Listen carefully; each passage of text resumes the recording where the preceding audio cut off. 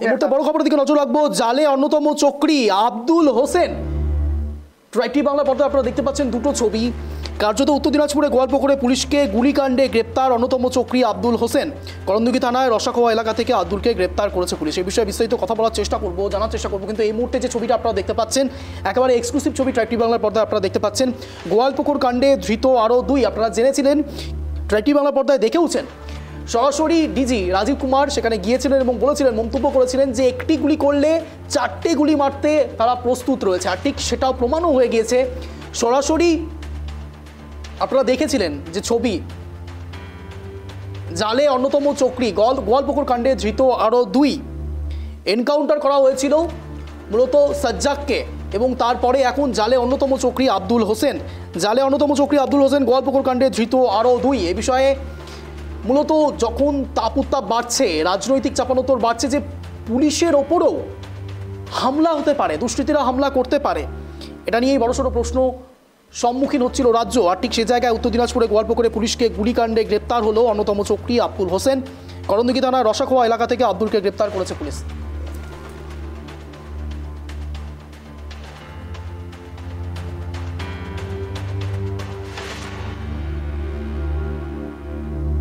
এলাকা থেকে আব্দুলকে গ্রেপ্তার করেছে পুলিশ। এই মুহূর্তে বড় খবরের দিকে নজর রয়েছে। জালে অন্যতম চক্রী আব্দুল হোসেন, গোয়ালপুকুর কাণ্ডে ধৃত আরও দুই।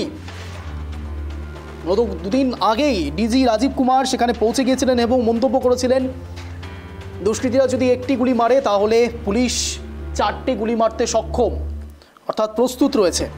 এনকাউন্টার করে দেওয়া হয়েছিল সাজ্জাককে। আর ঠিক সে জায়গায় জালে অন্যতম চক্রী আব্দুল হোসেন, অর্থাৎ মূল চক্রী বলা যেতে পারে, কি অন্যতম চক্রী আব্দুল হোসেন জালে রয়েছে।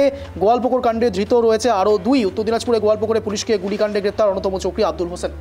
এ বিষয়ে বিস্তারিত কথা বলবো, কিন্তু এই মুহূর্তে যে বড় খবরের দিকে নজর রয়েছে, করণদিঘি থানার রসাখোয়া এলাকা থেকে আব্দুলকে গ্রেপ্তার করেছে পুলিশ। প্রকাশ্যে এসেছে ইসলামপুর আদালতের বাইরে সিসিটিভি ফুটেজের একটি ছবি। সেই ছবি আপনাদের সামনে রাখছি ট্রাইটি বাংলার পর্দায়।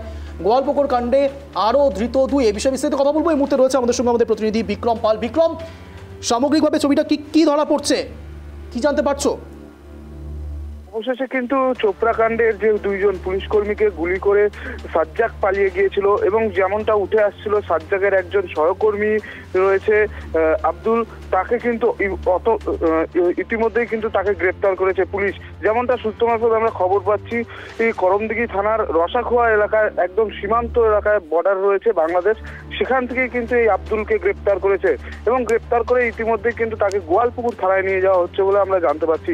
দেখো, ডিজি আসার পরে কিন্তু তার 24 ঘন্টা পরেই কিন্তু দেখা গিয়েছে যে সাজ্জাককে গুলি করে হত্যা করা হয়েছে, পুলিশের তরফ থেকে এনকাউন্টার করা হয়েছিল, এবং তারপরেই কিন্তু প্রায় 48 ঘন্টার মধ্যে কিন্তু 24 ঘন্টার মধ্যে গ্রেপ্তার করা হয়েছিল কিন্তু আরও একজন সাকরেতকে, যেমনটা সিসিটিভি ক্যামেরায় দেখা যাচ্ছিল।